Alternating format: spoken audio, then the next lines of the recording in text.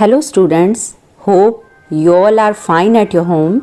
तो बेटा, जैसा कि आप जानते हैं कि हम अपना एसएसटी का थर्ड चैप्टर रीड कर रहे हैं, factors that affect our climate. तो कौन कौन से फैक्टर हैं बेटा जो हमारे क्लाइमेट को अफेक्ट करते हैं? Yes, first is distance from the equator, कि इक्वाटर से डिस्टेंस। तो जैसा कि आप जानते हो तो इक्वाटर कहाँ है? सेंटर में। ये जो 0 डिग्री लाइन ये जा रही है, तो ये कौन सी लाइन है? इक्वाटर की। ओके, तो इक्वाटर का जो एरिया है बेटा, कह रहे कि अगर हम इक्वाटर के पास जाएंगे तो क्या होगा? गर्मी ज़्यादा होगी, ठीक है, हीट होगी। क्यों? क्योंकि सन की जो रेज हैं वो इक्वाटर वाले जो पोर्शन है उस पर डायरेक्ट पड़ती हैं, सीधी पड़ती हैं। तो ये जो रेड कलर का जो है पोर्शन, ये हीट ज़्यादा प्रोड्यूस करता है। और उसके बाद बेटा कि जैसे जैसे हम इक्वाटर से दूर जाते जाएंगे, जैसे ये वाला पोर्शन हो गया साउथ टेम्परेट जोन और north temperate zone, yellow colour में जो शो हो रहा है, तो यहाँ पे ना तो ज़्यादा गर्मी होगी ना ज़्यादा सर्दी। और उसके बाद जब हम साउथ पोल और नॉर्थ पोल तक चले जाते हैं तो पोल्स पे बहुत ज़्यादा ठंड होती है, क्योंकि वहाँ पे जो सन की रेज हैं वो डायरेक्ट ना पड़ के स्लैंटिंग में पड़ती हैं, मतलब टेढ़ी तिरछी पड़ती हैं। तो इस वजह से वहाँ पे सारा साल बर्फबारी होती रहती है। तो सेकंड पॉइंट है हमारा बेटा अल्टीट्यूड। अल्टीट्यूड क्या होता है कि मतलब सी लेवल से हाइट, ठीक है। तो मतलब जैसे जैसे हम समुद्र के लेवल से हाइट पे जाते जाएंगे, ऊंचाई पे, जितनी मतलब ऊंचाई पे जाते जाएंगे तो क्या होगा? उतनी ही जो है सर्दी वो बढ़ती जाएगी, मतलब वहाँ पे कोल्ड, ठीक है, सर्दी ज़्यादा होगी। और जैसे जैसे हम हाइट से नीचे आएंगे तो क्या होगा? गर्मी उतनी ही बढ़ती जाएगी। तो थर्ड पॉइंट है डिस्टेंस फ्रॉम द सी। तो थर्ड पॉइंट क्या है बेटा हमारा? समुद्र से दूरी, कि अगर हम समुद्र के पास में हैं तो वहाँ पे मौसम कैसा रहता है? मॉडरेट। मॉडरेट कैसा होता है बेटा? कि ना तो ज़्यादा गर्मी होगी और ना ही ज़्यादा सर्दी होगी, ठीक है। और अगर हम समुद्र से दूर जाते जाएंगे तो वहाँ पे कैसा क्लाइमेट होगा? वहाँ पे होगा एक्सट्रीम। एक्सट्रीम का मतलब क्या होता है बेटा? एक्सट्रीम का मतलब होता है कि बहुत ज़्यादा गर्मी, बहुत ज़्यादा सर्दी। तो आपको एक्सट्रीम और ये जो मॉडरेट है, इन दोनों का मीनिंग प्रॉपर पता होना चाहिए। तो इसके बाद हम देखते हैं बेटा, अब हमारा जो नेक्स्ट टॉपिक हम रीड कर रहे हैं इसी चैप्टर का, तो फोर्थ है वो डायरेक्शन ऑफ विंड्स।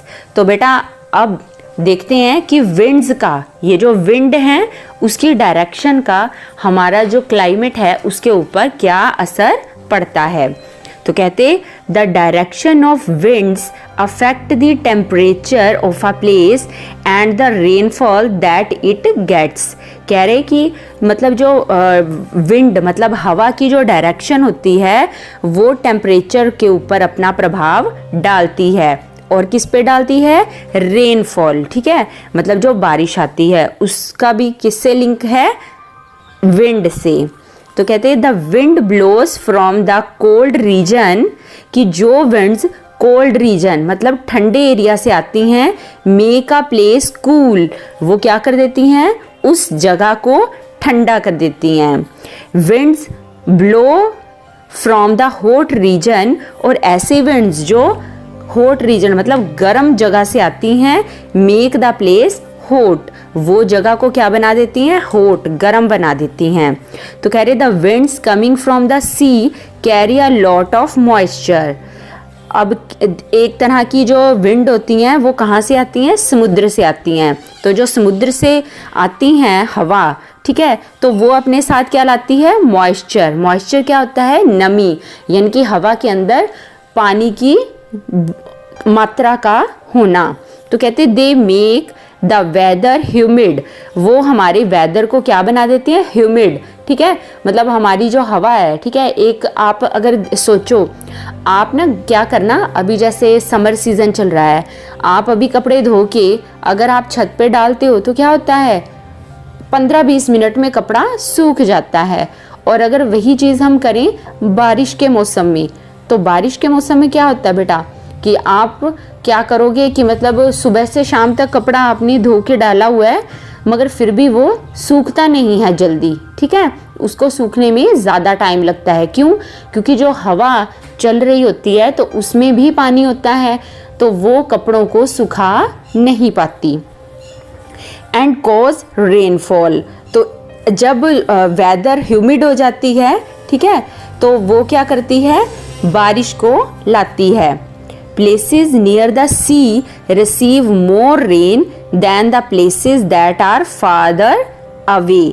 तो कह रहे कि जो समुद्र के नज़दीक वाला एरिया होता है, ठीक है, तो वहाँ पे बारिश ज़्यादा पड़ती है, और जो दूर होते हैं समुद्र से वहाँ पे बारिश कम होती है।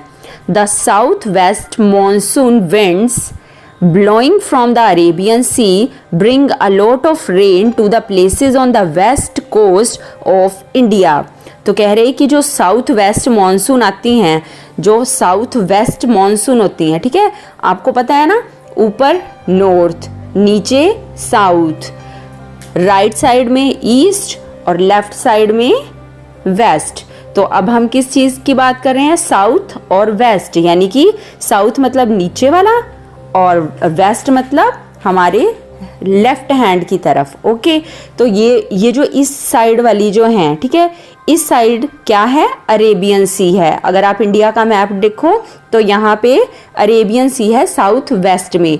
तो वहाँ से जो मॉनसून विंड मतलब जो हवाएं चलती हैं, तो वो क्या करती हैं, जो वेस्ट कोस्ट है, मतलब ये जो इंडिया का नीचे वाला पोर्शन ऐसे होता है ना, ये वाला जो कोस्ट है वेस्ट कोस्ट, ठीक है, तो इसकी बात कर रहे हैं। तो वो वहाँ पे क्या करती हैं, बहुत ज़्यादा रेन करती हैं। It is necessary to consider all these factors before forecasting the weather of a place. तो कह रहे कि जब भी हमने किसी प्लेस, किसी जगह का हमने वेदर जो है वो फोरकास्ट मतलब पहले अनुमान लगाना, ठीक है, तो अगर लगाना होता है तो ये नेसेसरी हो जाता है कि हमें इन सारे फैक्टर्स की नॉलेज हो। तो कह रहे थिंक एंड राइट, तो इसमें बताया गया है कि considering all these factors what kind of climate would the following places have. तो कह रहे कि आपने ये बताना है कि ये जो प्लेसेस हैं यहाँ पे कौन कौन से क्लाइमेट जो हैं कि होता है, ठीक है, तो जैसे दिल्ली का, शिमला, मुंबई, कश्मीर, चेन्नई, लखनऊ। तो आपने क्या करना है, इसके बारे में जो मतलब व्हाट काइंड ऑफ क्लाइमेट, तो किस टाइप का क्लाइमेट वहाँ पे होता है, आपने इसकी नॉलेज यहाँ पे मतलब लेके इस पे राइट करना है।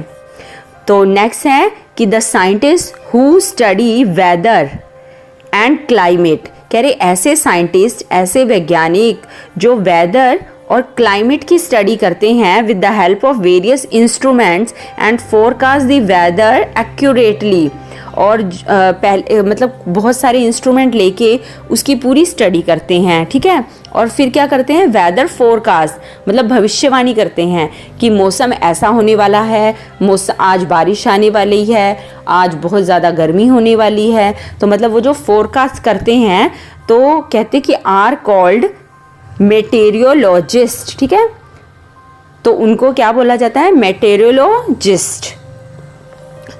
नेक्स्ट है कि these days satellites in space send back pictures which tell the meteorologists a lot about the weather all around the globe। तो कह रहे आजकल क्या है, आजकल इन्होंने अपनी हेल्प के लिए कुछ सैटेलाइट्स हैं जिनको स्पेस में ऊपर भेज दिया गया है। तो वो क्या करती है कि मतलब वो इनको नीचे ऊपर से नीचे जो बैठे हुए हैं साइंटिस्ट, उनको वो पिक्स भेजते हैं ऊपर से लेके अर्थ की, तो उसकी हेल्प से वो क्या करते हैं, जो वेदर है उसकी फोरकास्टिंग करते हैं। तो लास्ट हमारा टॉपिक बेटा इस चैप्टर का आता है ह्यूमिडिटी। ह्यूमिडिटी क्या होता है, मैंने आपको बताया कि जो हवा होती है उसके अंदर नमी पाई जाती है, ठीक है, यानी कि गीलापन, तो दैट इज कॉल्ड ह्यूमिडिटी। तो कह रहे humidity is the amount of water vapour, कि पानी की मात्रा का होना इन द एयर, हवा में। Vapour is gaseous state of water. जो वेपर होते हैं वो क्या होते हैं, गैसियस स्टेट, मतलब जो क्या होता है कि जो पानी भाप बन के उड़ता है उसको वेपर बोलते हैं ना। यस, एंड इज इनविजिबल, और वो इनविजिबल होता है। और humidity indicates the likelihood of precipitation. जो ह्यूमिडिटी है वो क्या है, प्रेसिपिटेशन का एक रूप है। उसमें क्या होता है कि जो भाप ऊपर जाती है उड़ के, ठीक है, तो वो वहाँ पे जाके क्या बन जाती है, बादल। ठीक, तो वो फिर बाद में क्या करती है कि ड्यू जैसे है और फोग उसके रूप में वापस, वो रेन के रूप में वापस धरती पे आ जाती है। तो बेटा हमने इस चैप्टर में अब ये पढ़ा कि मतलब जो वेदर है उसको, जो हमारा क्लाइमेट है उसको क्या है कि जो जो ये फैक्टर हैं ये कैसे उसको अफेक्ट करते हैं। तो बेटा मुझे उम्मीद है कि आपको ये सारा चैप्टर अच्छे से समझ आ गया होगा।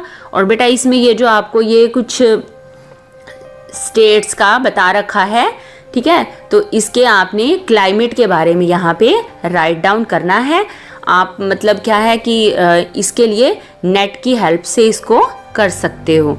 ओके बेटा, बाय।